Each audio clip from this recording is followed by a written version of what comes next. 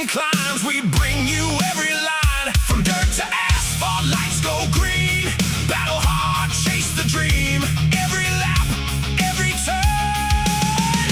Feel that engine burn.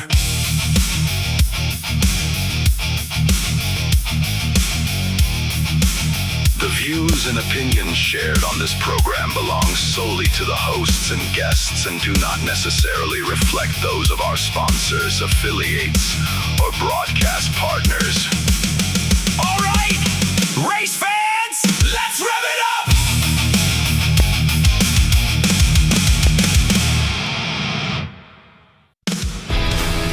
You've probably seen us all over the racing world and doing a lot of racing designs for events and race teams, but we also do a lot of stuff from small boutiques in small cities all the way up to Fortune 500 companies. Your brand deserves to be seen. We print on more than just shirts, hats, jackets, bags, and much, much more. Custom corporate branding starts here. Well, hello, everybody. Welcome to a special Thursday edition, SHIT. So happy it's Thursday edition of everybody's favorite racing talk show, the Revved Sports Show. Showtime, Bobby Chappie right here. The Iceman, Rodney Rodriguez, that is the man there on your left. Yeah, left side of the screen, I believe so. And so we are back here. You're away from your road trip, and I got a studio full of animals, and you got an empty house, and so empty studio for you. So, yeah. It's an interesting day. This should be a fun show with all my clan up in here. Should be a good day. Should be a good day. Welcome in, friends. Glad to be doing this here once again. Before we get too deep into stuff, I need to ask you, Bobby, do you like sushi?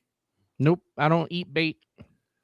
I don't. Closest thing I do to eating bait is shrimp, but it has to be. I can't eat raw shrimp. It's got to be either boiled or. Yeah, I don't like shrimp or sushi, but I don't like sushi because I've never tried it. And people always tell me, you don't like things that you've never tried. And I got to tell you, I was never a soccer fan, but dude, I'm all into this World Cup. Kind of a downtime a little bit. My Spurs got bounced and my Longhorns got bounced, and there hadn't been a whole lot to check out. And man, I'm kind of getting that soccer vibe right now going on with the World Cup. Well, and that's not even because Team USA is doing well. Well, the best part for me about the whole World Cup has been watching the reactions of everybody except for the Americans. When you see the Europeans come over here, the Brits and the Germans and some of those guys, they can't comprehend America. It's blowing their mind how much everything is bigger and better, not just in Texas, but in the U.S. as a whole. Like they're getting mesmerized by Walmarts because the shopping centers are so big. They're getting mesmerized by a gas station so big like Buc-ee's. The flyovers, the national anthems and all that stuff. They're not used to that stuff over there. Well, if they hung around here long enough, they'd probably want to go home. But anyway, I will tell you funny Bucky stories. So when I was on the road with the Hot Rod Power Tour last week, we actually saw a lot of people that came in from states that didn't have, whether it be the company I work for, O'Reilly, Buc-ee's, whichever. And I was talking to a guy, I forget where he was from, but he said, I went into an O'Reilly and it's amazing. He said it was neater than Buc-ee's. I've been to Buc-ee's. I'm like, one of those companies pays me, but I got to tell you, I think the Buc-ee's is a little bit cooler, to be honest with you. Buc-ee's has barbecue sandwiches. You can't buy those on the back road O'Reilly's. That's right. That's exactly right. You can't get that there. Superstar batteries and other stuff, yeah, but you can't buy no barbecue there. Yeah, O'Reilly don't have cheap cases of beer or anything like that, So, but yeah, it really is cool to see what's been going on with the World Cup. I think to me it's kind of a little bit like the Olympics, right, where it only comes around, every 4 years. And this year I actually invested the time to watch it.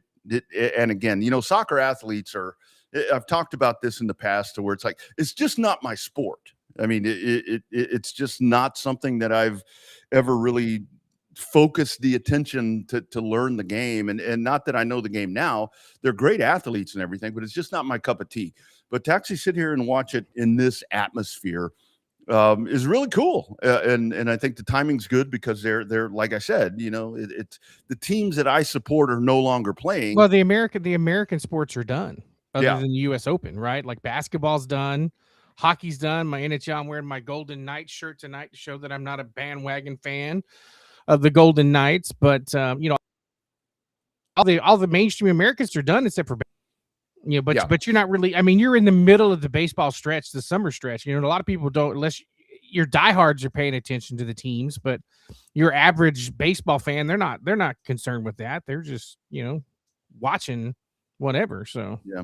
And this is where I go back to, I mean, I haven't seen the actual TV numbers for this or anything for any of these World Cup games, but I can only imagine what the numbers are. And this is where, when we talk about with NASCAR and with mainstream racing around here, to where it's like they're doing a really good job to pull, on a good day it's 3 million or whatever that number is, and it's like these outrageous numbers, and the numbers that we saw for the NBA finals with San Antonio falling to the Knicks, it's like, man, that is major league. That's what you aspire to be. And that's why every time that I see, when some of the like when High Limits gets to be on FS1 and all that, it's a real golden opportunity for them to capture a different kind of market, because it's little things where, like, for instance, with this World Cup thing, to where it's like, I don't know what it was in this. I really got into it even before the USA won their match, and it's like this. It's captivating. It's captivating. But I mean, all sports are up. Like, even the Stanley Cup Finals was the most watched Stanley Cup Finals since the early, 2018, 2019, right in there.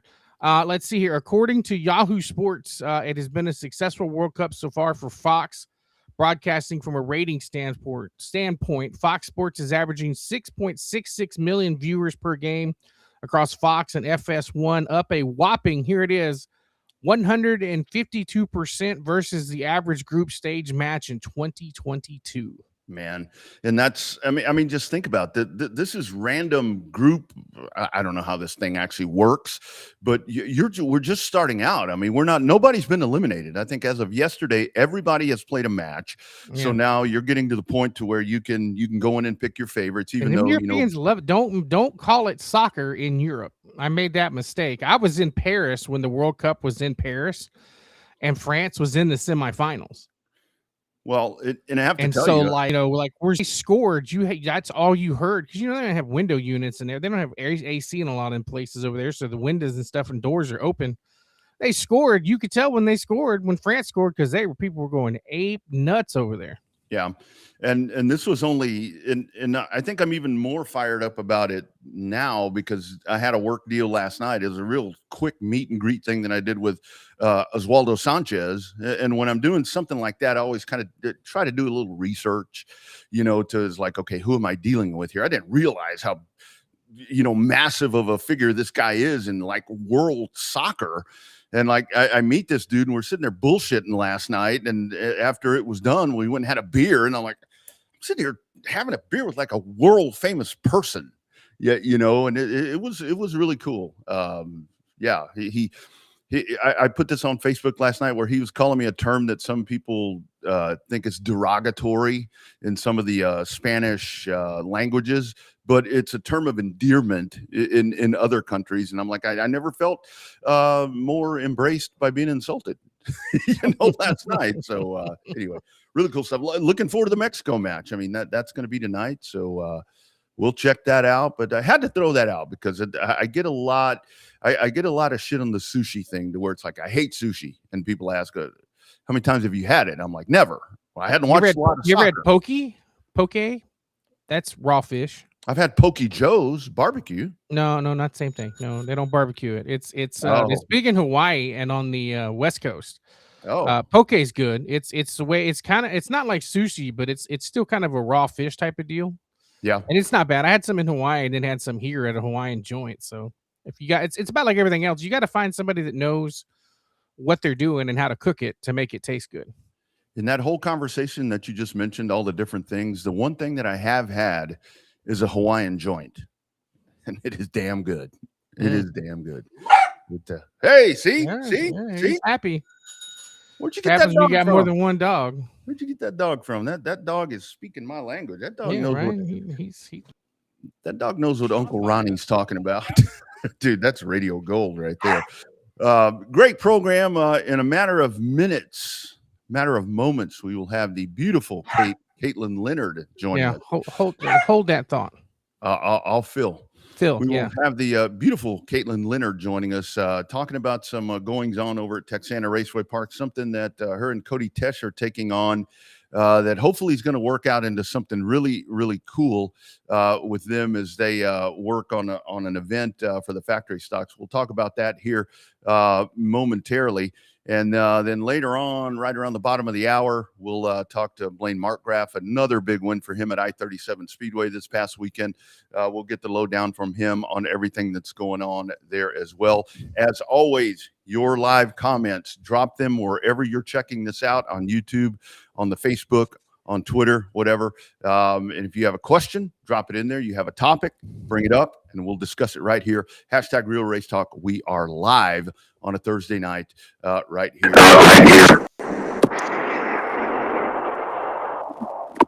We said the lovely and there she is. How we doing, friend? Yep, got a little feedback there. Rough. She looks great.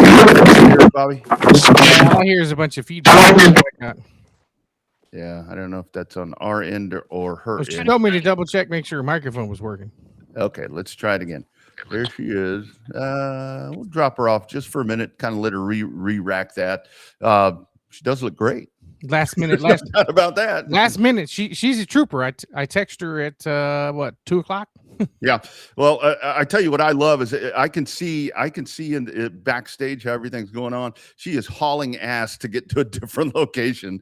So yeah, I know that she is on the workout plan as well, and I think she just sprinted probably about 100 yards to get to another place. So we'll let her get set right there to talk about what's going on at Texana Raceway Park. I like this idea, Bobby. You can kind of shed a little thought there.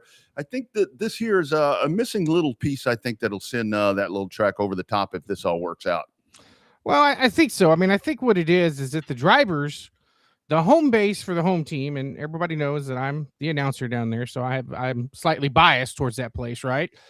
But I think what it is that the drivers, some of them, and we kind of thought on this, is that some of the drivers, the local drivers, are getting not really offended, but they're getting concerned that nobody likes to travel. And everybody always says how far Texana is and how, and all that. So it's kind of got the local drivers are like, look, we got a great place to race. We don't tear up a lot of stuff. Y'all need to come down here. Y'all need to race with us. It's not far. So they got together, going to put up some money. We'll talk to Caitlin about that. But in terms of the money, obviously scheduling wise is a little rough because you've got some of the other tracks that are racing that night that run factory stocks. But I think the thing is that, and I'll, Caitlin will agree. They're not trying to get the points racers from the other tracks to come to Texana. They're going for the guys that like to run for money and the guys that actually like to tour. They're not going to take the point. They're not trying to take the points guys from 37. They're trying to get a good person up there to get a good factory stock race in there so that they can, so we can get more people exposed to Texana. Because as you know, as somebody that's been there recently, the racetrack sells itself. Yeah. Yeah. Too far to drive to Edna, but people will drive all the way to Boone, Iowa to get eliminated after 2 heat races. Yeah, I get it. All right, there she is again. Hello. Beautiful. Can you hear me now? Have you been called beautiful this many times, like in a 5-minute span? No. Okay, well, you should. How you doing, friend? That was some badass running you were doing in the background there. You were hauling ass. Yeah, I didn't know where to stand at. Cody was like, well, try there, go try over there. We didn't know. Oh, great. I'm calling you beautiful, and he's there. All right. Sorry about that. Hey, Sorry, so Bobby. Caitlin, one of the things we were talking about is Rodney asked me about this factory stock thing that Cody and you were putting together, mainly Cody, is that it's not a deal where we're trying to get the point chase. We're not trying to get the points leaders and the points chasers from the other tracks that are racing at Cotton Bowl and I-37. The idea is to get the guys that want to travel and the guys that like to race for money, get them to come to Texana so Texana can sell itself, because I was saying that some of the local guys and gals, in your case, they don't understand why people don't want to come to Texana when it's a beautiful facility and there's not a lot of carnage on most nights. Yes, for sure. I mean, it's kind of hard to schedule a a race with everybody racing. I mean, it seems like every time that we race, all the other tracks race at the same time. So it kind of sucks that those cars can't come down, but hopefully we can get some cars. Even people that are even up north. I mean, they travel all the way to Boot Hill for 10,000, and it's guaranteed 2,500 and $100 to start and 1,000 for second. So we're just trying to get more cars down to Texana to see how the facility is, because that track is amazing. They've done a ton of upgrades, and once the cars get there, they're like, oh, this track is amazing. The facilities are amazing. It's beautiful here. And they just don't see it. It's just a hidden gem, like everybody says. So we're just trying to get more cars out there. Yeah, Caitlin, and I think the other part of that too is where when you talk about Texana, it really seems like with the group that runs the place and the promoting team and all of that, it's just so solid, and they do really cool things for you guys, the racers. I think that's the one thing where if you can hook these big hitters in and get them to come show up one time, this may not be the first time this happens. Yes, for sure. That's why Cody had that. I mean, he had the idea last weekend to do the free pit passes for any new factory stock drivers, because he was like, let's try to get more cars down here, because he don't like racing against only 5 or 6 cars. We wanted to get more cars down there and have some good racing. And at least we had, I think, 4 new cars that we had to pay for that showed up. And we also had Mark Wright with Longhorn Liquor pay for the limiteds, and then Chris Workman for the E-mods, and then Tony Blankenship did the hobby stock for the pit passes. So it turned out good. I mean, I was hoping we'd have more cars, but 4 was better than none. Yeah. This was the amount of guys and gals that were coming in from 105 that decided to say that they wanted to come in, because obviously it's hard to get the 105 crowd to come in because they race every week.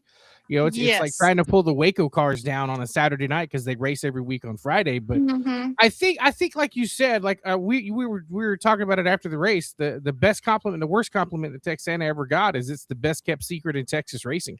Yes, and I think that is definitely a detriment to not to the facility itself. I'm not trying to say anything negative about the facility, but that's not a good thing. That it's the best kept secret. It doesn't need to be a secret anymore. It needs to have people come down and race it, because it's a hell of a place. Yes, yeah, for sure. And that's the 105 guys. I think Michael Downey and Jason McCool, I think is his name. They're the ones that were going to help us and help sponsor with this 2,500, because they wanted to see more cars down here as well.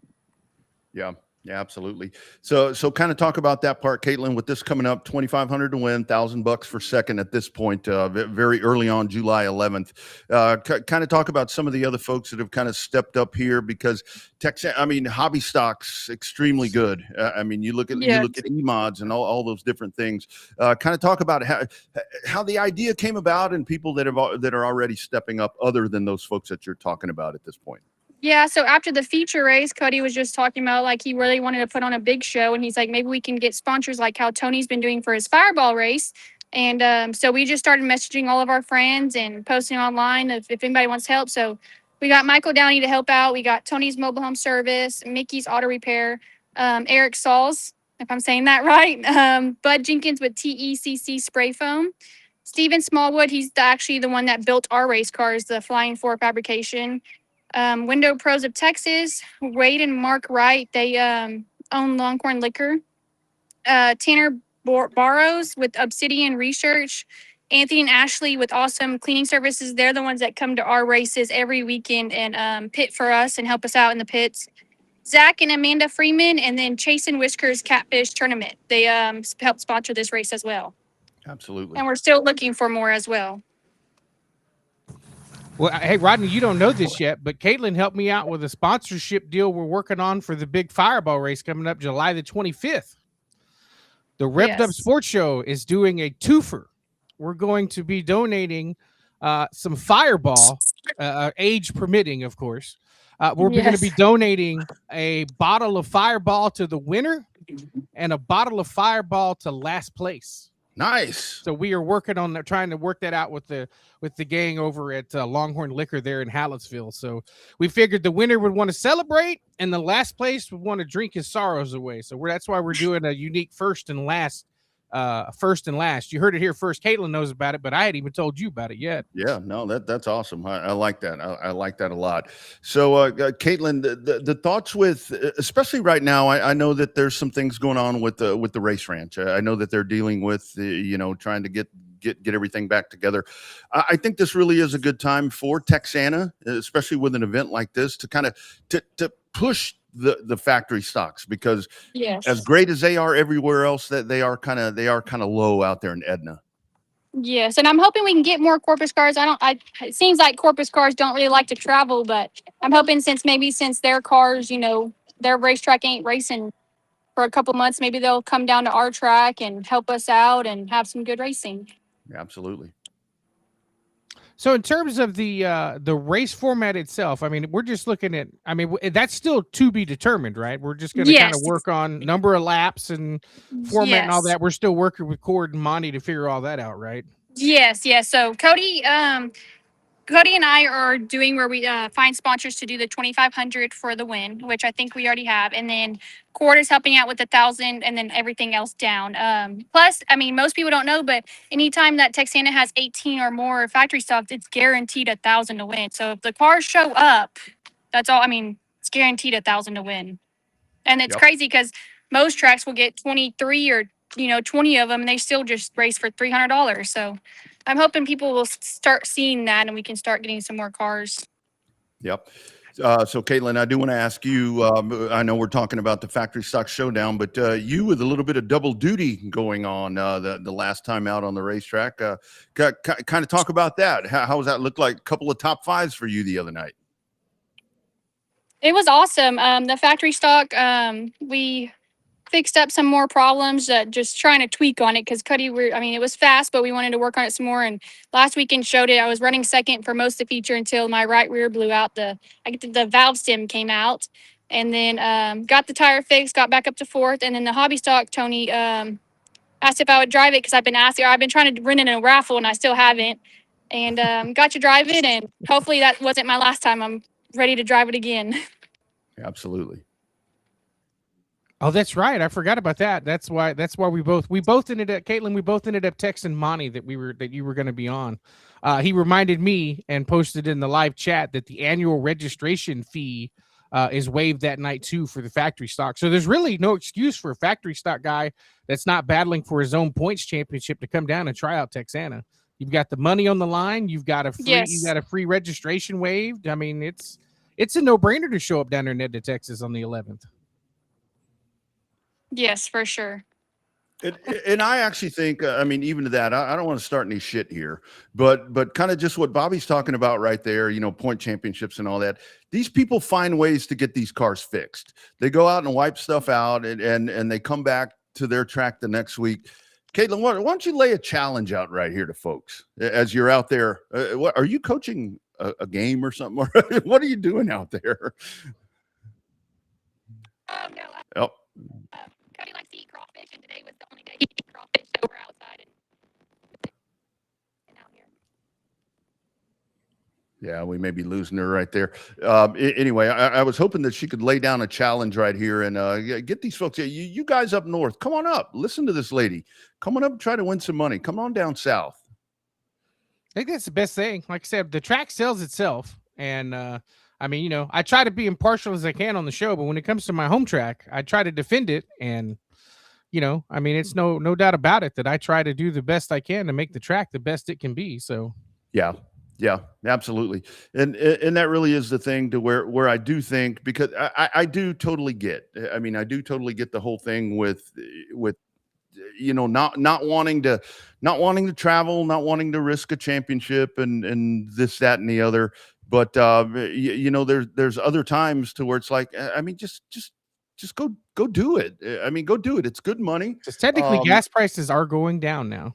Well, and I think the thing where this is bigger for some of the South guys. Are you going to get Dalton Faulkner? Are you going to get Neil Kemp? Are these guys going to show up? I don't know. It's a great effort that's being put together, but those are the ones that chase those huge purses. But some of the ones down south, Cotton Bowl guys, I-37 guys. Come on out. Come on out and try it. I think we got her, so we might be able to get her one more time in here. There she is. Are you there? Haley? Yeah, there you go. Now we can hear you. We got you.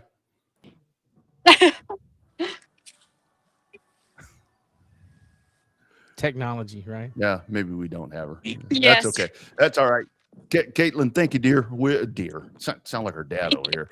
We will catch up with you. We will do this again, hopefully before, and get more details as it continues to work out. So the thing will be contact Cody or contact Caitlin. I mean, that's going to be the way that you can be a part of this, especially if you're down south. I mean, worst comes to worst, get with me, and I will get you in touch with them too. Yeah. There you go.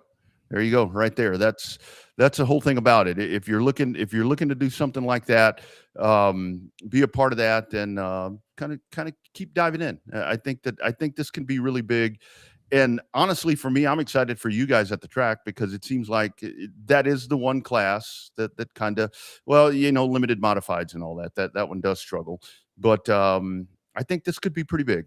I think it could. Yeah, I mean, we've seen the concept work very well with the Fireballs.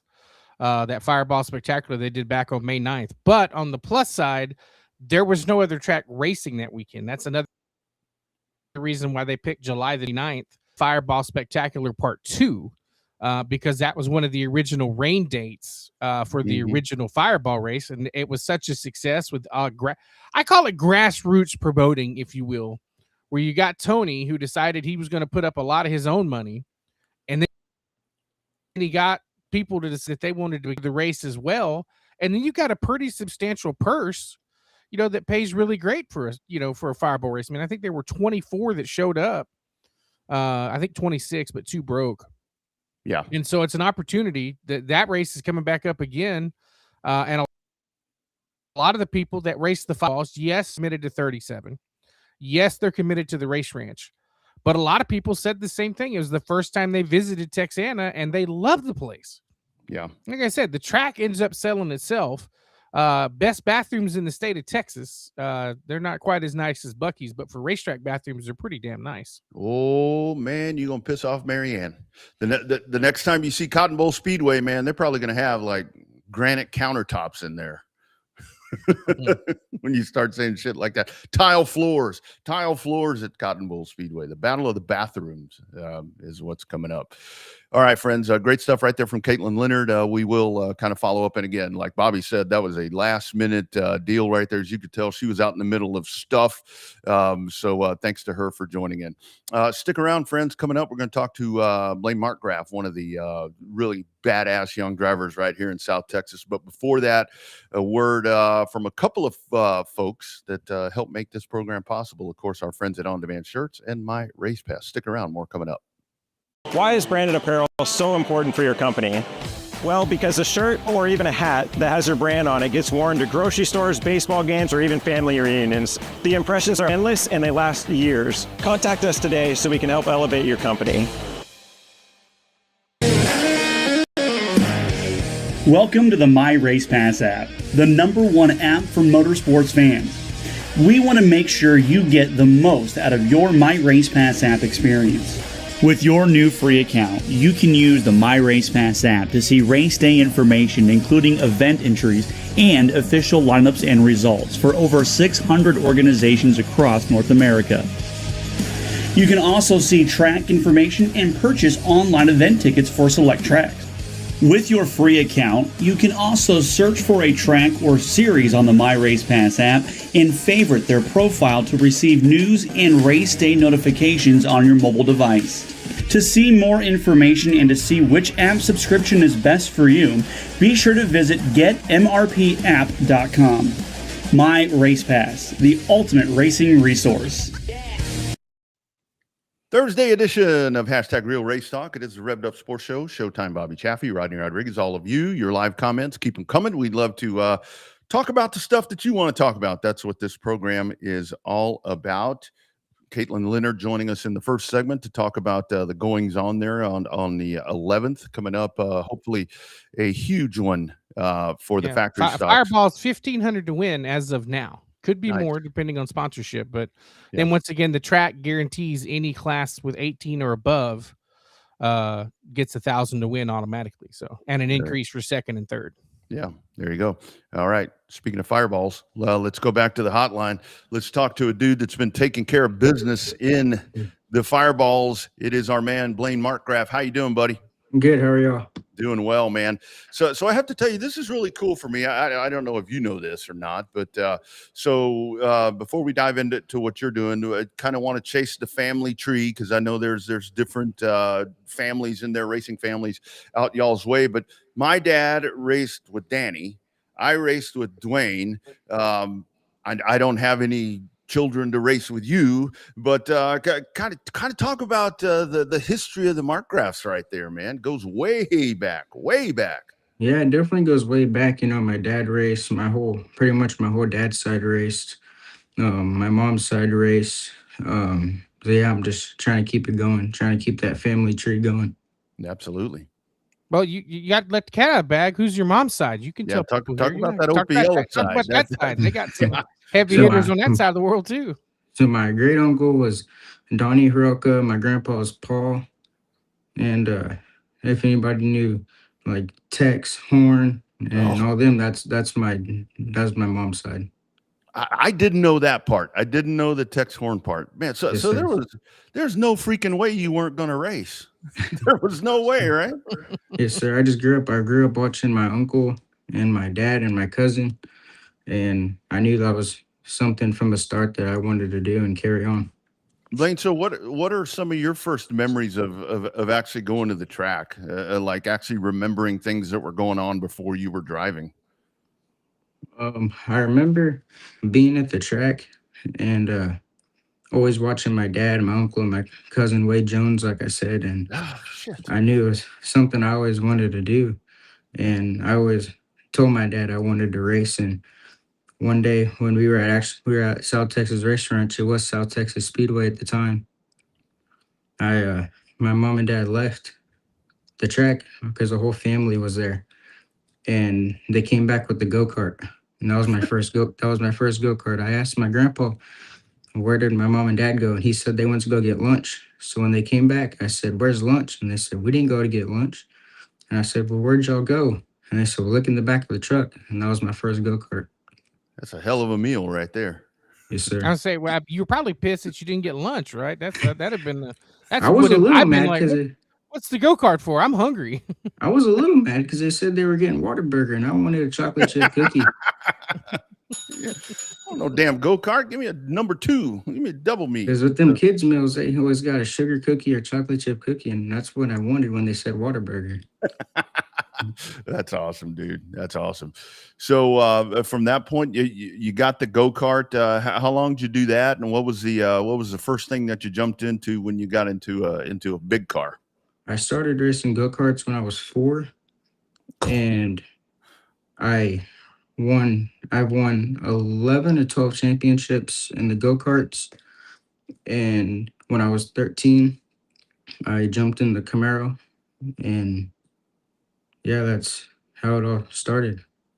When I was 11, me and my dad picked up our Monte Carlo from Lance and Dylan Gaither, and I was going to start in that, but that one didn't really work out, and we ended up with the Camaro. Yeah. So tell us about your recent success with the class that you're running, because we've been mentioning that class hot and heavy because of the big race coming up that you guys had down at Texana back in May, and the big race coming up in July, on July the 25th. Talk about that. Yes, sir. The Fireballs have definitely grown. Have turned into a big class. We've got a lot of competition, and just been trying to chase some wins and trying to go back-to-back championships this year. So what is it for you, Blaine, that with the Fireballs, I think for me, the reason I find it appealing, if I were going to get to race, I think I'd like to drive a Fireball, just the horsepower with all of that. Kind of talk about that part. Those seem like asphalt cars to me, which I know a lot of them are asphalt cars, but kind of talk about that part. They just seem like a whale of a time to get behind the wheel of. Well, my car is actually an old asphalt car from San Antonio and Thunderhill Speedway. So, yeah, my car came from asphalt, and yeah, just been trying to chase some wins. And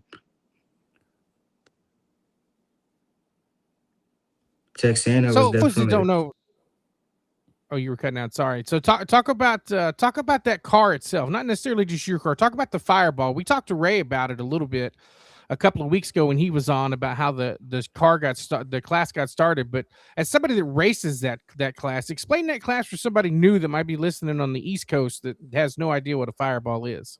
So fireballs, as Chris Workman once said, they're basically the evolution of street stocks. Mhm. You know, we don't have much motor rules or limitations, but they're basically a dirt street stock with a few minor limitations. Yeah. Yeah.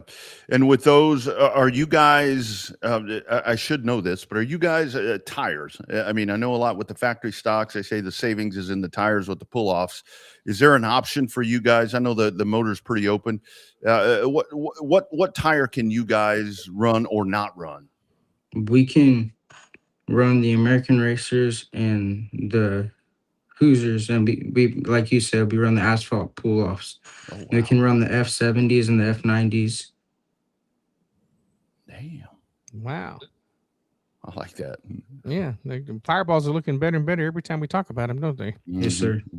So talk about Texana, man. How much fun did you guys have down there? And was that your first trip down to Edna, Texas, for that race for the Fireballs? So I've raced go-karts at Texana a couple times. I've won a couple times in the go-karts. That was my first race in the big car at Texana and an actual race car. And I had a blast. It was definitely a fun track. And I'm looking forward to the July race. Blaine, so the rest of the year for you, obviously there with the 6 car there, with the Fireball. Any other opportunities coming up for you, whether it be in a sport mod, anything like that that you'll be doing this year, or at this point just finishing out in that car right there that we just pulled up? So in this car, not really. I mean, we plan on making the trip to Corpus, to South Texas Race Ranch, the next chance we get. And yeah, gonna go there and hopefully have a good result at Texana in July. It's kind of risky, going and traveling other tracks while you're chasing a championship at your home track, but it's fun traveling. Yeah, kind of talk about that, because we were just talking about that with Caitlin Leonard with the factory stock race that they're looking to put on there at Texana. How does that factor in? If you want to win a championship, is that based on scheduling? It's like, if I go to this race that's not at my home track, if stuff gets tore up, I'm going to have X amount of time to fit. Do you factor all that in? Is it the purse? I mean, where does the travel part come in, like for you guys with your family, where it's like, okay, screw it, we're going on the road? How do you guys maneuver that plan? You definitely have to take in a factor, like, do we want to take this risk and go run here while we're fighting for a championship here, or we just, yeah, you got to take in a factor, all that, and is it worth the risk, and is the purse worth the risk? But it's fun. Sometimes it's worth the risk, sometimes it's not. Mm-hmm.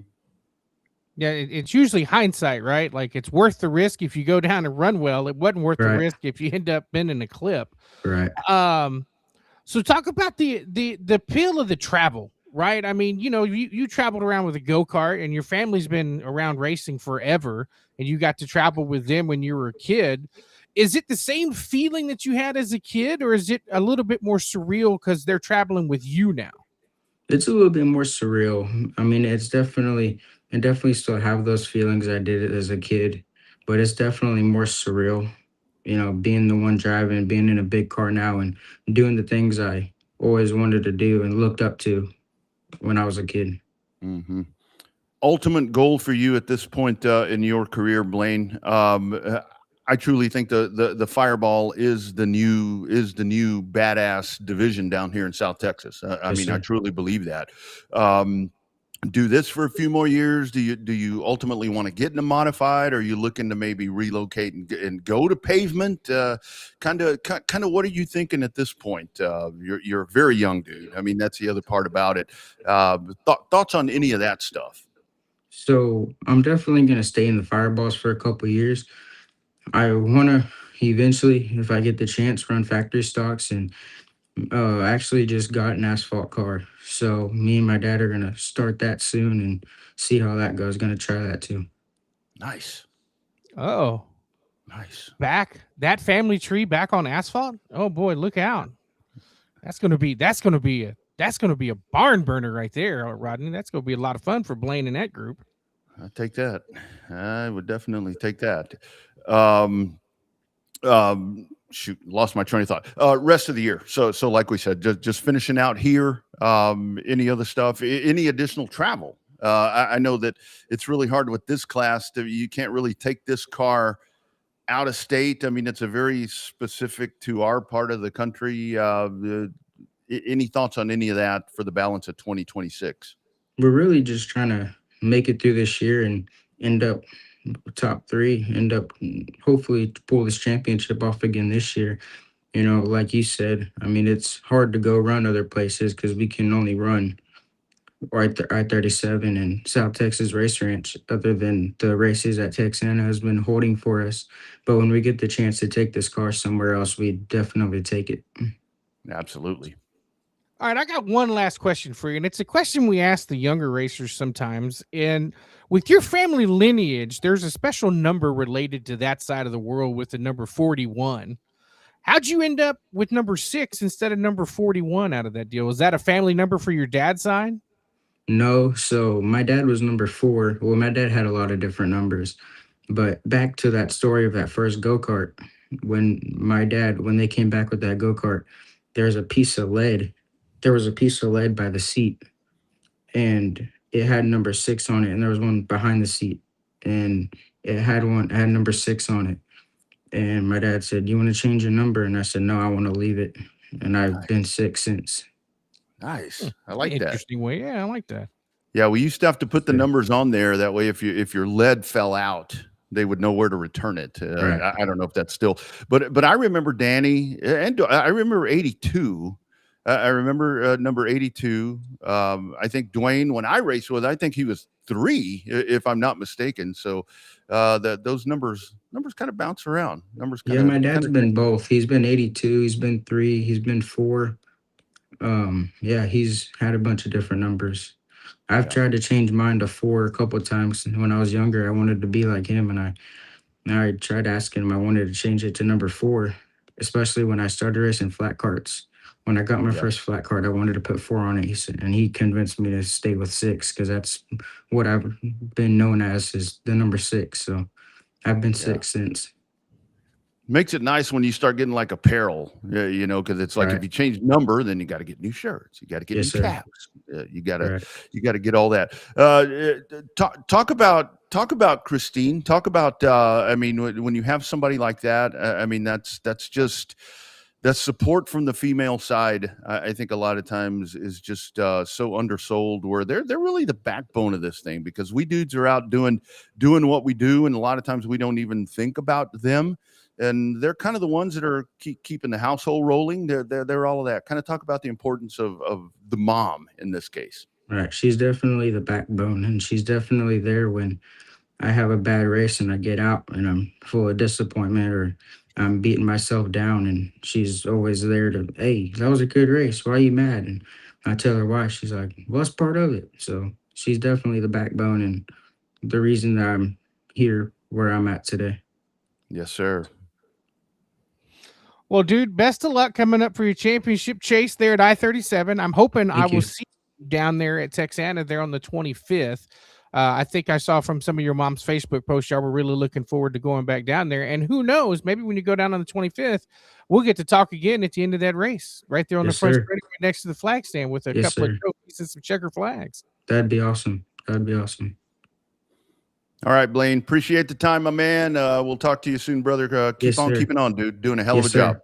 Thank you. Yep, you bet. There he is, Blaine Markgraf. I didn't know the Tex Horn part. I neither. I was thinking about that when I was driving home today from Houston.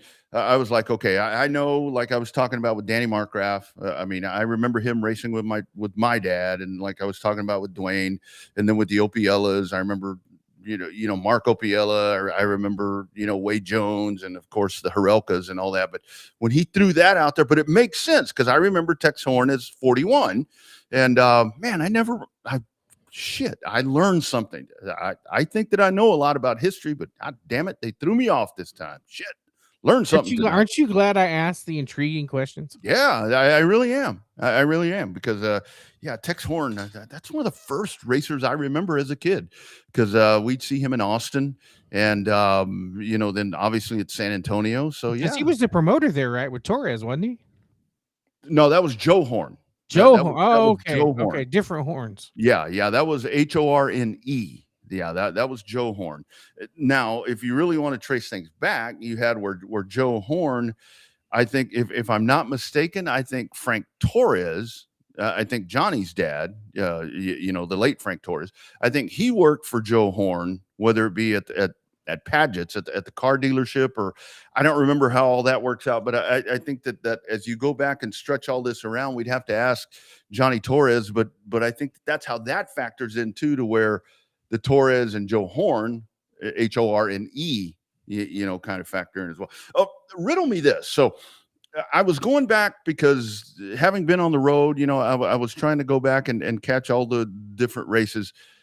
Was I wrong in the way that I was watching this, or was Johnny Torres at two tracks in one night? Because I was watching Cotton Bowl, and they were and I saw where Johnny Torres had the incident and hit the tire, and then I flipped it over to 37, and they were talking about Johnny Torres racing, I think, in a late model.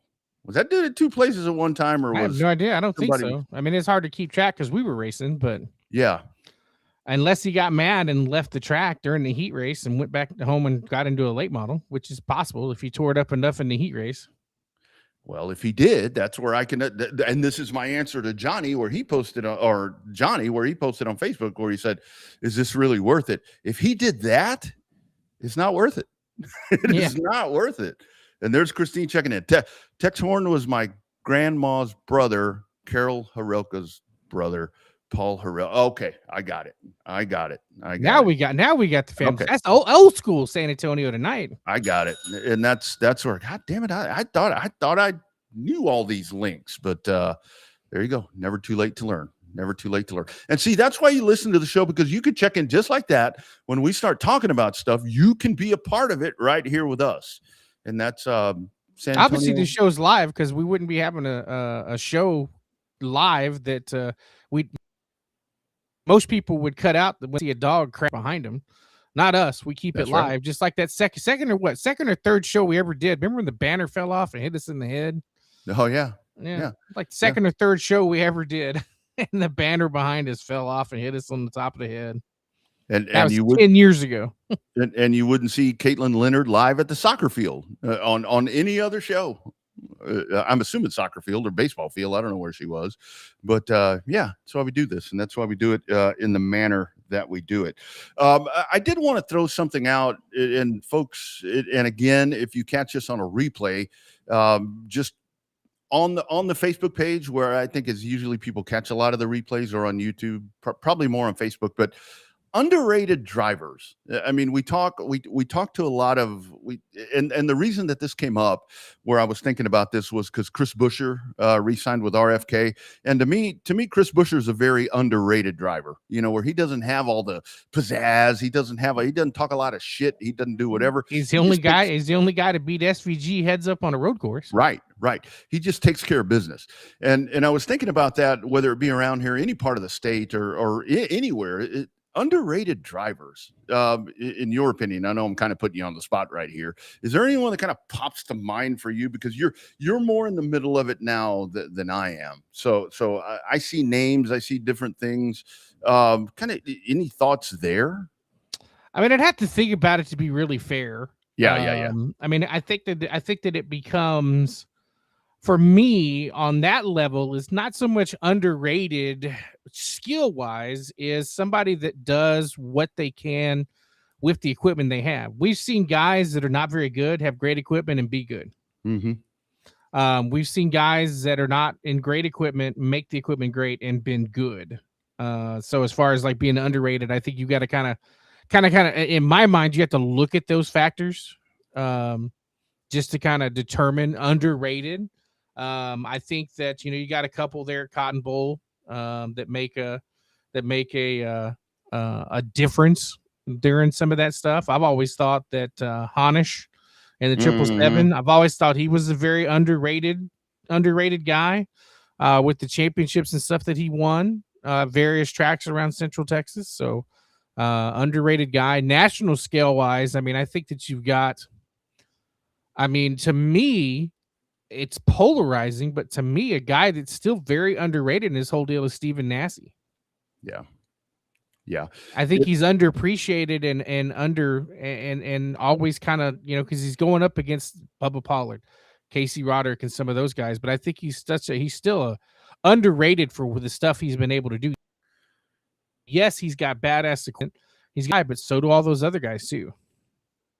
It seems like to me what's always happened with Stephen Nasse, and that's a great call right there. It seems like we've seen it. Man, I'm just going to say in the last 10 to 12 years, to where Stephen Nasse, right where he's at the point where he's really about to, I mean, just blow the doors off of this thing, something happens, whether it be, a car builder change or whatever the case. And something always happens right when he's about to break through that glass ceiling. And that's because it's really the same thing with him to where it's like you watch him where he's doing a lot with less, like you were talking about, where, he's back to the family owned or doing a lot of this stuff out of his pocket. Then he gets another opportunity. Then something happens, and then it kind of falls apart. Kind of like Ross Chastain would run into.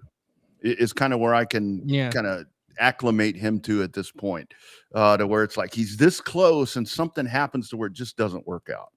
Yeah, I think that he's close. I mean, I think the campy thing kind of changed him around a little bit.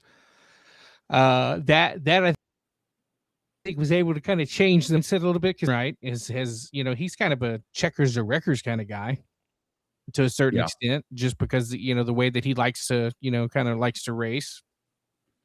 But I also think that, checkers or wreckers, that's a unique way to look at it. I mean, that's the way that Collie looks at it in the trucks and cup. I mean, they often say they're trophy chasers. I mean, obviously what they've been able to do, basically flying blind, I thought they did exceptional.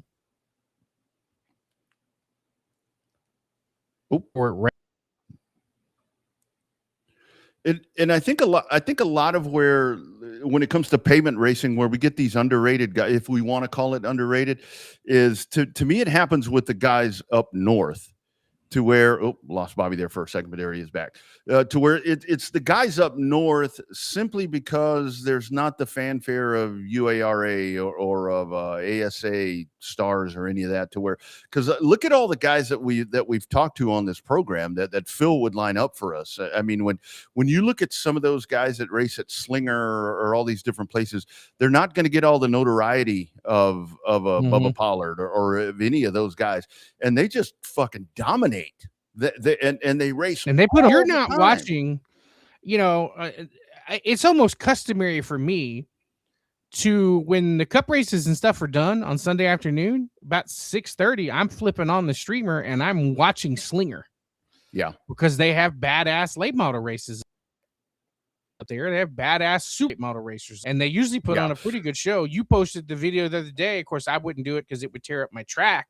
But where they tried to come around and the winner jumps on that trailer, that moving trailer. Yeah. So, but I mean, Slinger's great. I love watching races from Slinger. Yeah. The up north, I mean, they definitely, and not a slight at any.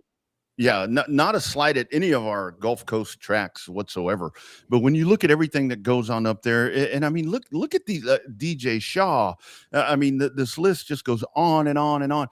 I mean, look, Ty Majeski is a guy from up north, and you look at him.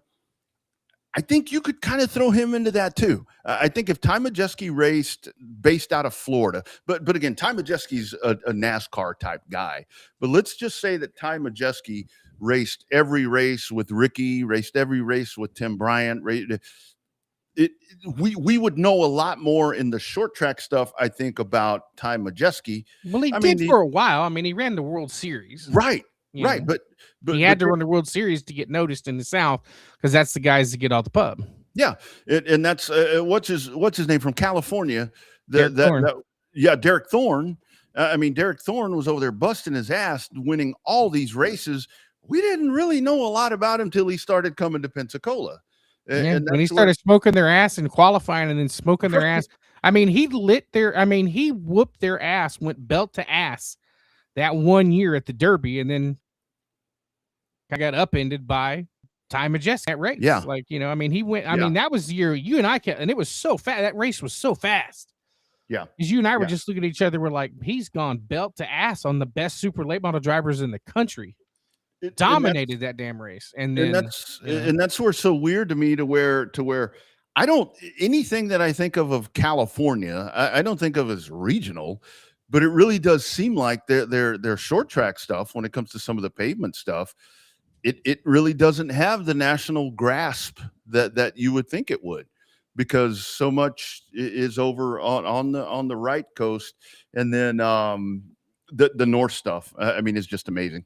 So many underrated, if we want to call it. If you're looking at pound per pound, starts versus wins racers. Shit, you go up north, it's gonna blow the numbers away from any of these guys that we think are dominating in these parts. The Money in the Bank, I think, is a race that kind of showcases that, right? You've got a couple of guys from the South pulling up north, and then you got the North guys holding their own, and then you got couple of interloper cup guys coming down there. Yeah. With Savar trying to at his original home track. So I think, I love races like that, like especially when some of the races end up going, when they start running the Stars National race at Slinger, that's a barn burner, because you got the best of the best in the South going against the best of the best in the North. And that's on a little bitty ass quarter mile. That's fantastic. And that's why I think that the year that Bubba went up north and won, to me, that was a bigger damn deal than a lot of people made it out to be, because that was, it was like, okay, the dominator from the South came down and wins, because he wins everywhere. He don't win up north.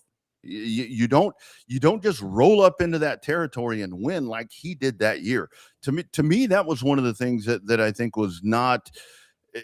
I don't think people really felt the effect that I did when he went and did that, because I'm like, okay, that's a big freaking deal there. Because I think a lot of people looked at that where Bubba went and won that race, and they're like, exactly the topic that we're talking about. It's like, we don't know any of these people. It's like, well, you should know those people, because those are some of the best racers in the country. Yeah, they are. I mean, I think that I think it kind of varies by where you're at, the coverage. I mean, I think that obviously for some reason, and I don't know why, I think it's just because, because we're in the region, the Southeast gets all the super late model coverage, all of it. Whether or not the guys up north won't admit it or not, they get all the coverage. All the pub, they got it. You don't get a lot of people talking about the northern stuff till you get to the Milk Bowl, the Vermont 200, what the hell, the big race that I can't even think of, Oxford 250. Oxford 250. That one that that's one's when you get the North guys, all the pub that they want, and you get a couple of Southern interlopers. And the South, you got a guy that's a kick-ass driver, top-notch racer like Casey Johnson, and he comes down to the Derby, and he's in a last chance showdown, last chance qualifier. That would end up being an A main all-star race any other night, any other racetrack around the country. Yeah. And an all-star race that's a last chance race at the Snowball Derby. Yeah, no doubt about it. And that's where I do like when you're able to get them all together. And that's why I think it would be really cool, where I've had the crazy idea, but I know it'll never happen, because we know that with asphalt super late model racing, and even the pros at this point, to where everything's just so discombobulated, to where you could have something to where somehow the four corners could meet in the middle of the country somewhere based on performance. And I think if the performance model was built, and again, it's way out of my pay grade to figure out what the performance model would be, percentages of wins versus percentages of starts and all that, to where you had a true asphalt super late model kind of race of champions type thing. There'd be a lot of guys from up north. I think there would be a hell of a lot of guys from up north. So I think it'd be a hell of, I mean, it used to be that way. Think about it 25 years ago. The All-American 400, that's what that was. That's what it was. Yep. Yeah. Yeah. That was the North and the South, was the original concept of the All-American 400. But think it back in the day, though, when the original ASA tour was there, that's where from in the late 80s, early 90s.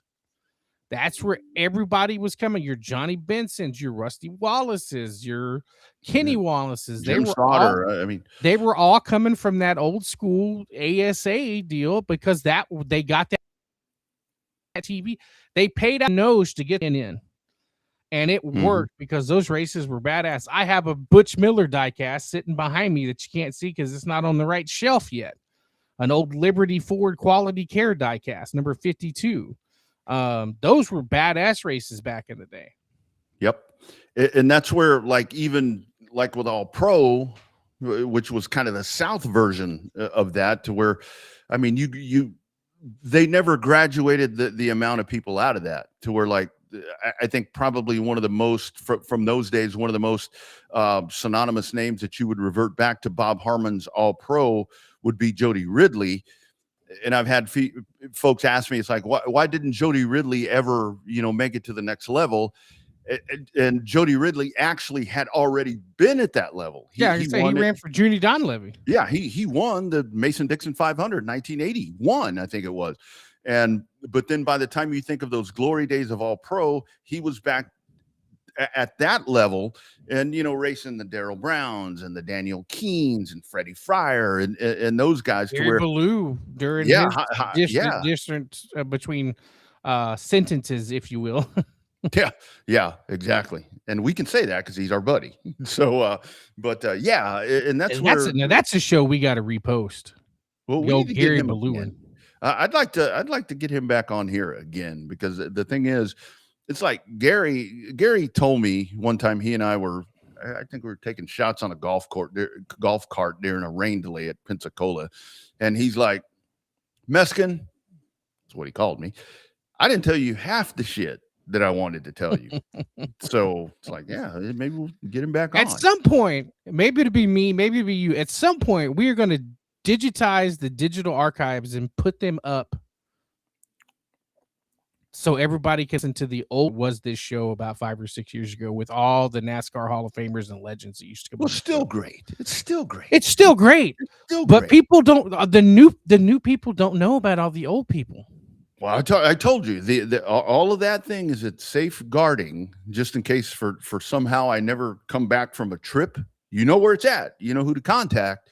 Yeah. Because it's got your name on it. It's had your name on it for a long time. So apparently I've been planning my death for a long time because it says 4 BC. It's the only thing I inherit out of this whole show. It's starting to fade. Well, no, you'll get all the gear, but it's like starting to fade. So I'm like, oh shit, I had to actually go back over it, so it could be comprehended what it was all about. Yeah. But yes, at some point I gotta go. One of us, I gotta hire somebody. Maybe Kayla can help us. Yeah, Freckles can help us digitize all of that, put it on the webpage. The thing is, though, with a lot of that, there's no video. Because when we did that, it's just a matter of getting some sound files hooked up. But super cool stuff right there. But yeah, underrated drivers, and we can re-talk about that next week. Give you folks a little bit of time to compress all that. Right at the 7:00 hour, a good time right now to jump in and take a look at our man, Sugar Sean Folsom, always on the move, always doing things. The Sean Folsom photography photo of the week that our man right here on staff always comes up with some good ones. Take a look at this right here. And Bobby, is there not a better exhibition of when we talk about Cotton Bowl Speedway being fast and wide? That's in a turn. There's 4 cars. He sent me that and he said 4 wide. I said 4. Yeah, had to look. I only see 3. Yeah, I know the Colton Birmingham car's in there. So you've got Oh, up on that's top you you barely see it on the outside yeah of that 6 car. yeah. So you got Robert Stewart up there on top. Little Nasty Cogburn right there. Is the second car in line. Colton Birmingham and then Jarrett Roberts. That's in a turn at Turn 1, it's turn CBS. 1, it's gonna be turn 1 Yeah, it's got to be turn. Yeah, because with there's a building in the back. building in Yeah, the back. yeah. And the whole thing about it is, how wide and fast is it that the Little Nasty car, the Cogburn car, the second one from the top, won the feature. So he got through all that mess, and that's some now that's some photography right there. That's pretty cool. Yeah, no, that's a great. You're right. I had to look for a second to see the Colton Birmingham car in I there. know. I didn't.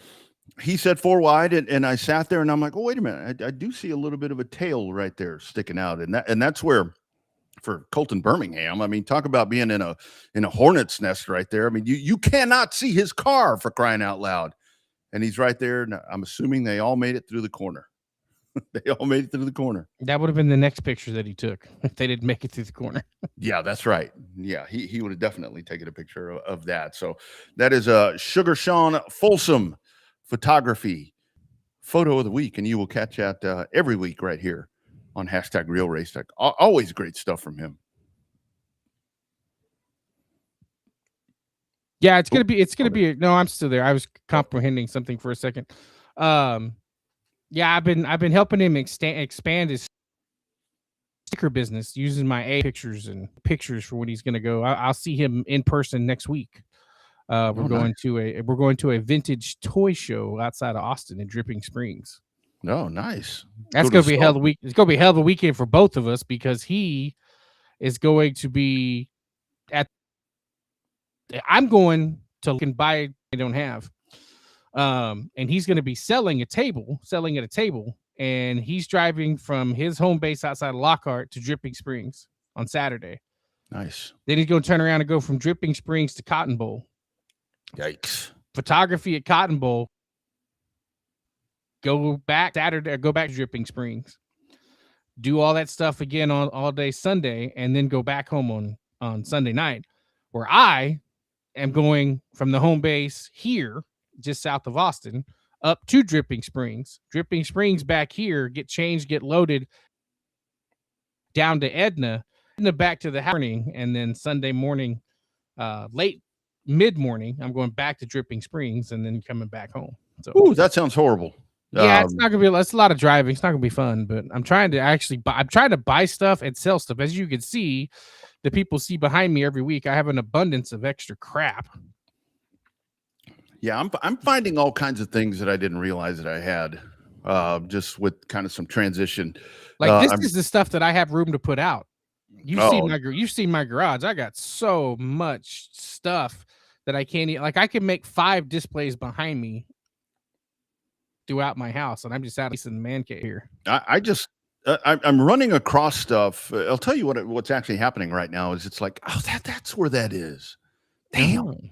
It's like I've been looking for that for 3 years, and I had that. And I know where it was. yeah, and it's like, apparently with the way that I have stuff, it's like I would walk by it every freaking day, and somehow I would find a way to miss it. So yeah, it happens. It happens. Shit accumulates really, really fast. Really, really fast. It's like a lot of times I look at stuff and I'm like, okay, and this has actually happened recently to where it's like, okay, do I want to decipher? Do I want to sort through this stuff, or do I just want to like get a match and burn it? It's like just so much shit. I'm like, I don't want to go through this. Well, you're not going to get rid of the archives of all the stuff that people have donated to the archive. No, I'm not talking about for this. I mean, all that stuff is safe. I mean, are you kidding me? That's the most important stuff. I'm talking about like my personal belongings. It's like, and the worst thing is, it's like the clothes. It's like I go back to, because I think in let's just say the last 15 years, for example, I think it's been, where I've had weight fluctuations and my interests have changed to where it's like, the attire stuff, and I find stuff and I'm like, why do I have this? I mean, even like if I have to go out in public, God forbid, I go out and I'm looking for something that to wear to look presentable, and I find something and I'm like, okay, this is a nice shirt. And then I look around and it's like, well, it's a nice shirt 10 years ago. Why do I still have this? I don't get rid of that stuff. And then I put it on and either I look like a sausage casing or it's, 18 sizes too big. It's like, why do I keep this stuff? I don't know. I don't know. Can't help you. Obviously, I can't help you there with all the shit I got. Well, this is where I go back to the match part towards like, okay, I'm going to just catch all this shit on fire. Check this out. Checking in from the Alamo Dome is our man, Brian Benedict. Oh, what's going on at the Alamo Dome? What's going on at the Alamo Dome? I don't know. Monster trucks? No, not on a not on a Thursday night. Battle of the Bands, maybe. Yeah, Hell, he lives in Houston. Yeah, you'll have to tell us, Brian. What? It's not a part of San Antonio Spurs parade, for crying out loud, because they had that in New York. Did you see that mess? Did you see the one player that almost got arrested because he's running along the side of the bus? And they thought it was a fan. Come to find out, the guy played in 61 games for the Knicks and scored during the NBA Finals. I thought about myself in that one when we had the Race of Champions, when it was Lawrence and Howard, and that was me. That was me when we had the Night of Champions. Yeah, where I'd have gotten arrested because they're like, "Who's that guy?" Yeah.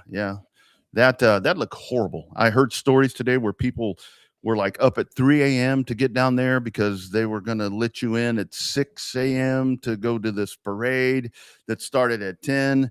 Then they closed the subways and they locked down the streets, and it was a classic New York cluster. You know what? Exactly. Yeah.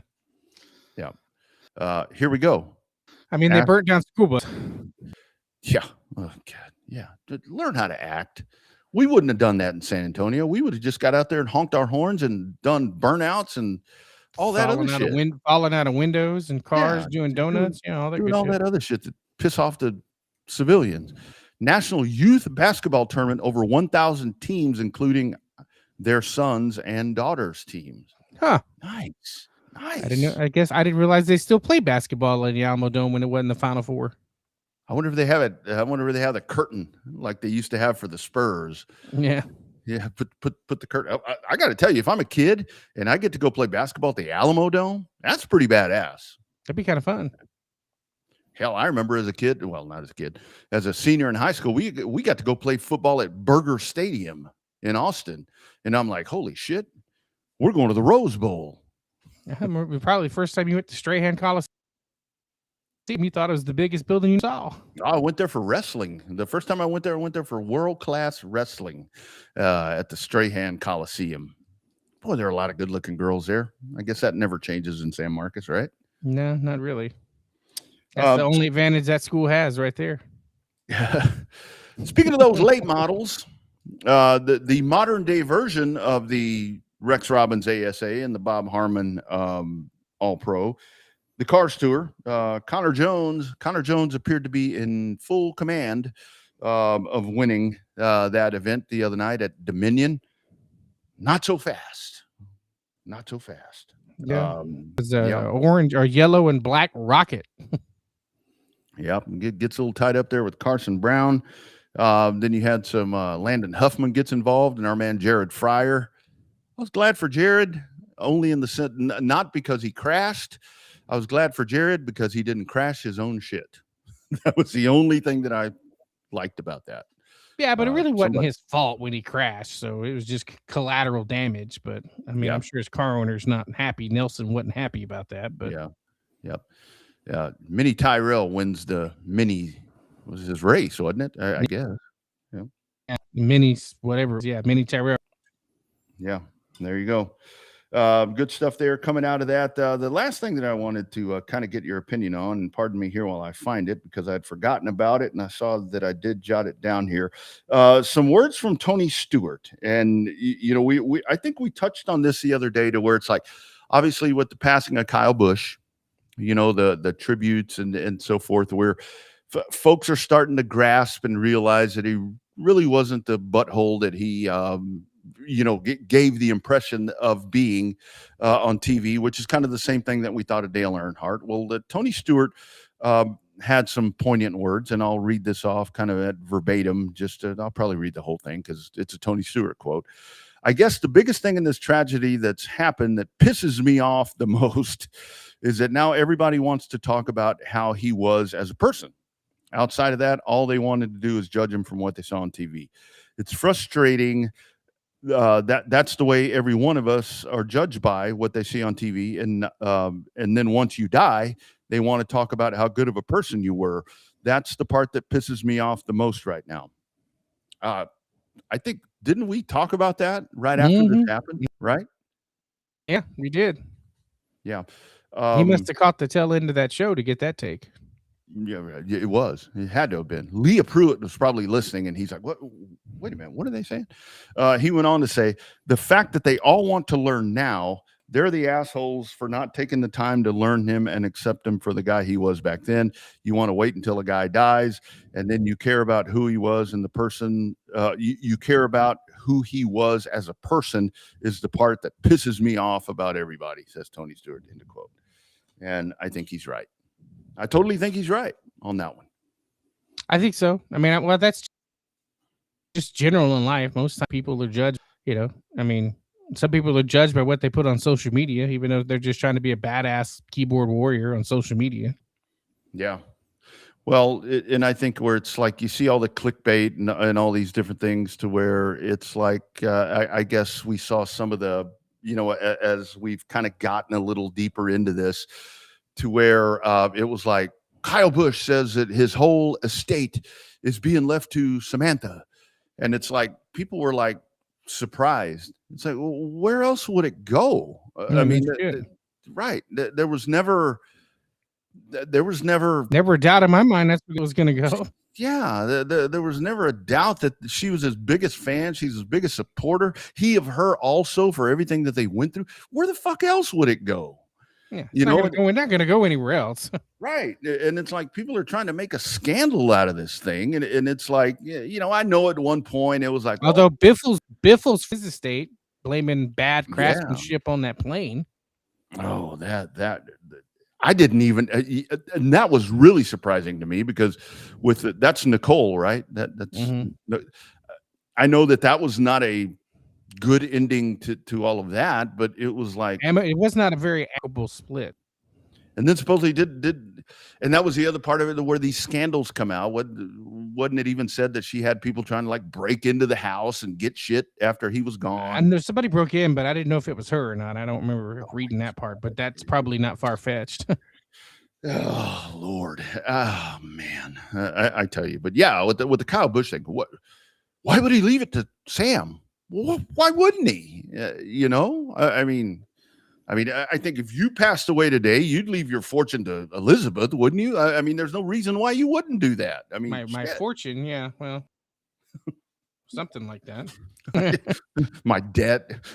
Yeah, I'd leave her with something. I don't know if it's a fortune. Yeah, it's like, here, you pay this off.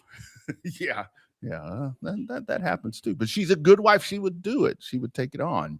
She would take it on and do that. Actually, I have the whole house to myself all weekend. Oh, wait a minute. She's on a girls trip to South Carolina. I got the whole. Why do you think the extra dogs are in here tonight? Oh, nice. I got the whole house to myself this week from Friday night, Saturday night, and then most of Sunday. Swinging Singles Place is going to be over at the Chaffee Hacienda coming up this weekend. So if you guys are out and about on I-35 and you want to, I can tell you guys where it's at. Hit me up and I'll send you his way. Knock anytime. It's not hard to get to. Well, knock anytime. If he's asleep, he ain't gonna wake up. but big dog might wake up. Wow, that's. I mean, I didn't know that. Wow, shit. We have a World Cup watch party over there. Yeah, maybe. That's all right. End up at a restaurant in Round Rock tomorrow night. Something like that.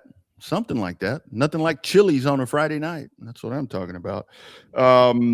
San Diego coming up. I think we're about to have good fun 3 days of racing. And I say this only because as we're sitting here talking about scandals, I hope some stuff kind of goes sideways to where, there's not a notebook on any of this stuff. I mean, it's a different, totally different animal than we've ever seen. I kind of hope the teams have to work for this one. I hope it gets interesting. SVG's gonna smoke their ass. Well, I mean, like look at what he did in Chicago, the first ever street race in the rain in a car that he's never been in. Well, this now is he's won in a car 7 times on basically a road course, a street course. Over those crane railroad tracks, and then they had to repave that because the rental cars and the pace cars were jumping so high. They had to go in and repave it to flatten it out because the rental cars were jumping over the train tracks, and they had to go in and smooth it out some because they knew the race cars would be popping over that line in the air hitting. Well, this is where I hope that somebody can get close enough to him. And it is funny to listen to where, like on NASCAR radio and so forth, when anytime there's talk about, when they talk to drivers about road courses, it's always like they say whatever they say, and it's like trying to get closer to SVG. It's never, it's like the benchmark. That is the standard right there, is to like just get closer. They never say to beat him. They never say anything like that. We're making up ground on Shane. It's like, God damn. To me, so the crazy part about it is when you watch the online iRacing track view, right, of the driver's view, it doesn't look all that impressive because they got all the banners and shit up for the sponsorship and Qualcomm and all that. Like, you can't see when from the driver's seat, you can see the top of the aircraft carrier. You can see the tops of the ships. You can see that you don't get to see it. I think picture-wise and aesthetic-wise, I think it's going to be one of the most beautiful racetracks we've ever seen. Yeah, I think so too. I do think so. I mean, the prime booth is inside the captain's, the control room of USS Vince is where the prime race control booth is going to be, like the color booth.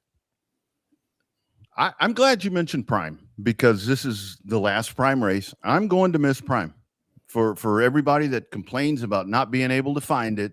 And you good call by you, because you were talking about when that new commercial came out where Junior's like, and if you don't have it, you can get a free trial for 30 days. I don't see quite as many people complaining just because he told them where to go. Mm-hmm. After people have been telling them where to go for a year and a half. Holy shit. If you think about it, the race is sweet.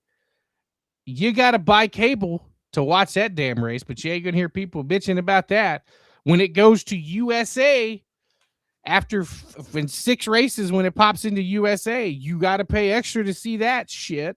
Put it on one of my regular channels like the United States Network. That's what the CW is for.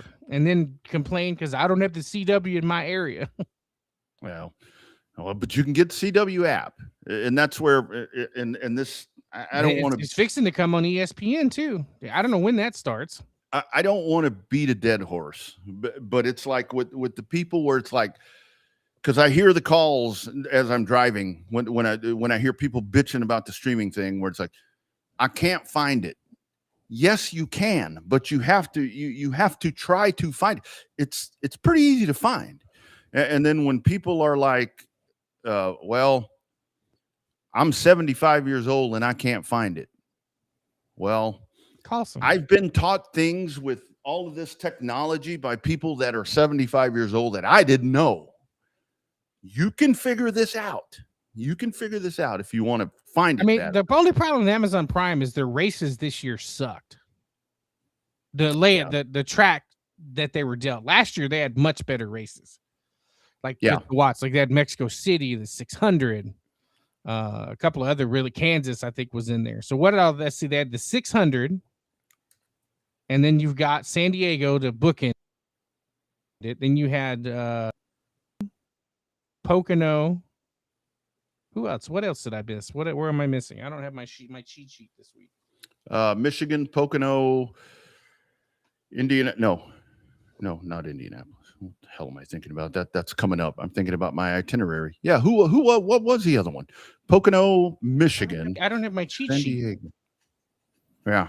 I remember what the other one was. The World 600. I don't know what the other one was. Oh, Nashville. Oh yeah, Nashville. Well, that was a good one. That was a good race. Yeah, Michigan and Michigan was it's whatever. Toyota benefit race. I know too many people that. Yeah, I watched the highlights on YouTube.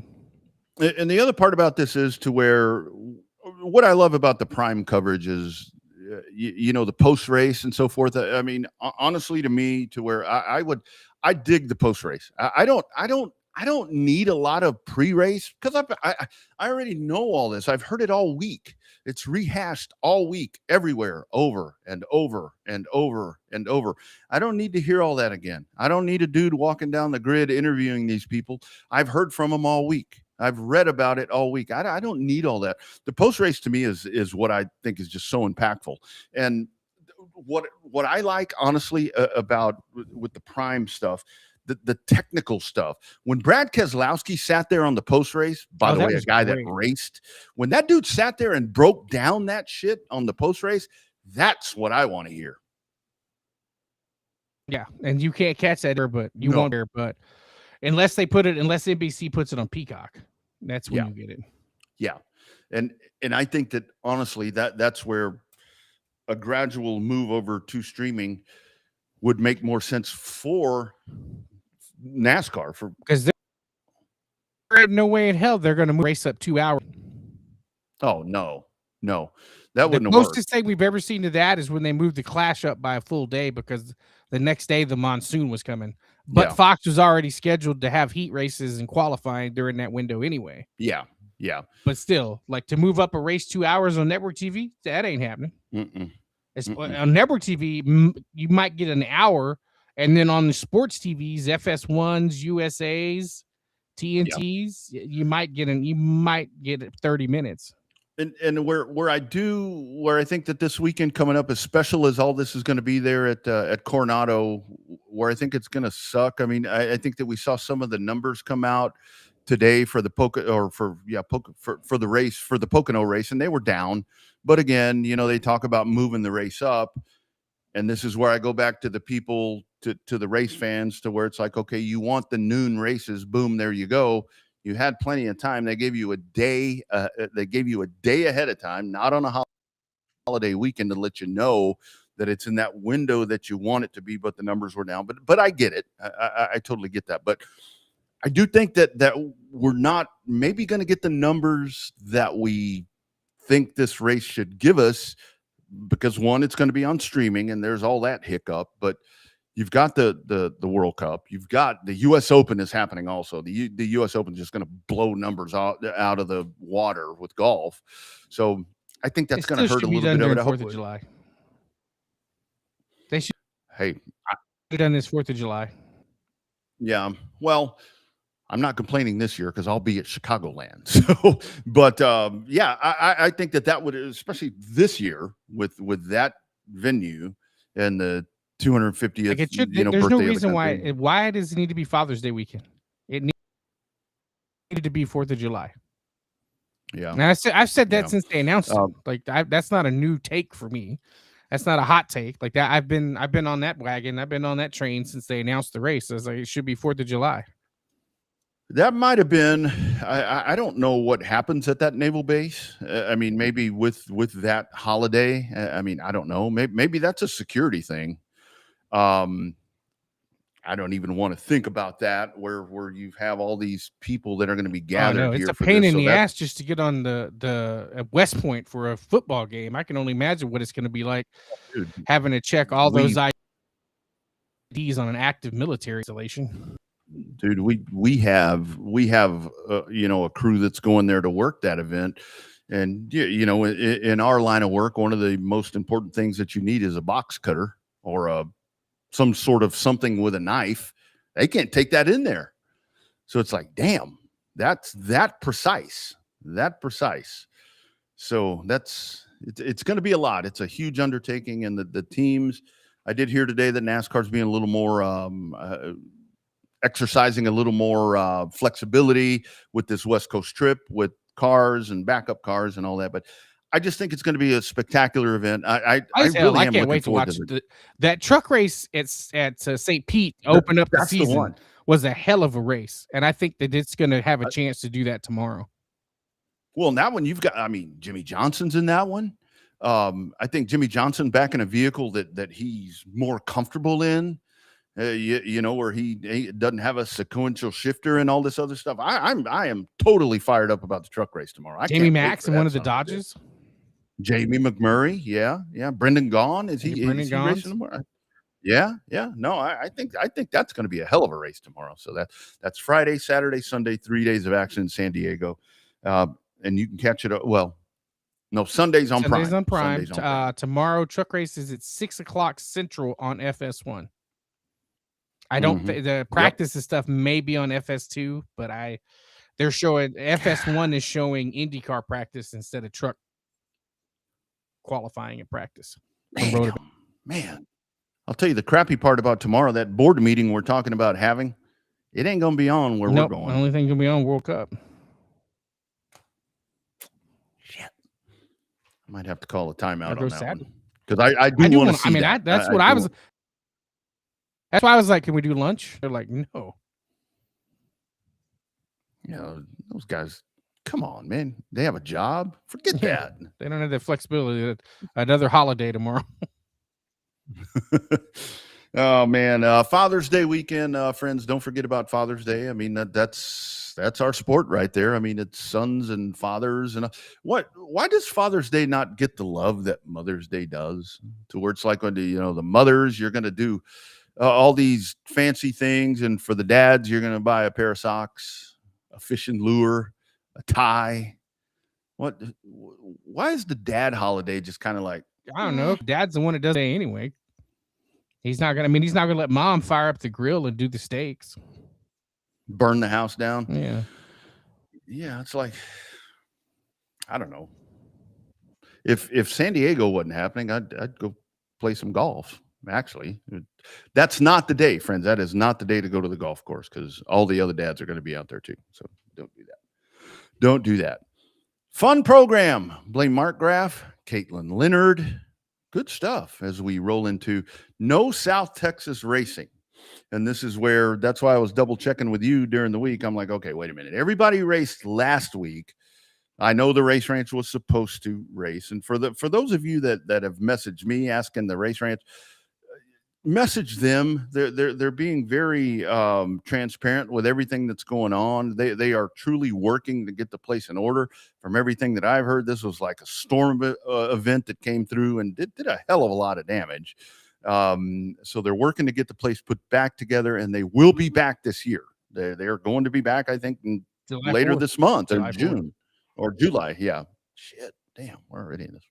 Yeah. So, message them. I mean, there's no, again, like to the whole scandal thing, there's nothing happening here. This is an act of nature, is everything that I've been able to comprehend. I think so. I mean, that's pretty accurate from everything that I've seen, everything I've been told. So, yep, absolutely. So hopefully we have them back in the mix very, very soon. All right, dude. I think we've got our weekends all lined out. We'll do this again next week. Pretty flexible next week. I'm home for a couple of weeks before I disappear for quite a while. So, we'll do this again. Fun program. And you never know who's going to be on. Just know that it's always going to be live. Yeah, and that's why on the socials, I mean, unless something is like truly confirmed and it's been really set out, that's kind of when you'll see on there X date so and so, because I mean, you know how this happens. I mean, things come up, whatever. There was actually somebody else that we thought we were going to get to talk to tonight where something had popped up. But hey, you got Caitlin Leonard. So everything worked out well. You did. It did. For a last minute edition. I mean, it was her idea. She told me at the track that she'd come on and talk about it. I just don't think she expected to come on and talk about it this soon, that fast. Yep, absolutely. And we will definitely talk to her again to kind of get an update on how everything's going. Hello, Boston Perez. Hi, buddy. See, worldwide, live, yeah, worldwide. Not at the New York Knicks parade.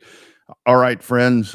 Do you know me? Oh man, when I get these, I'm like, should I? That's like that knock at the door, right? I'm assuming he's Do you talking to know you because me? I don't know.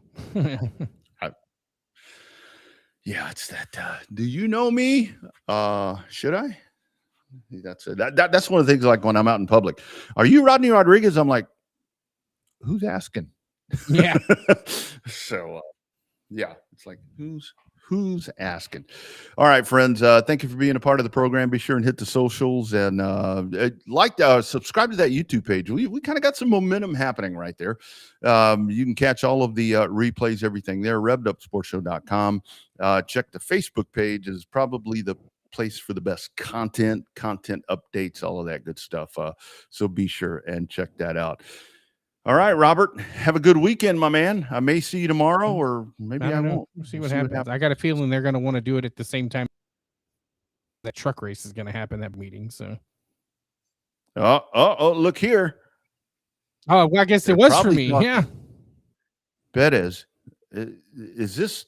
Well, I'm saying it right. I'm saying Bettis. I race at Texana Raceway Park. All right, now we're trying to figure this out. I don't think is this part of the Gilbert Bettis group? Maybe a go. I can't see the icon. I don't know. Yeah, it's I can't see it either. We'll figure it out. All right, friends. We'll catch you next week, Monday or Tuesday, probably. Maybe Tuesday, Wednesday. maybe Wednesday. I don't know. Check the socials.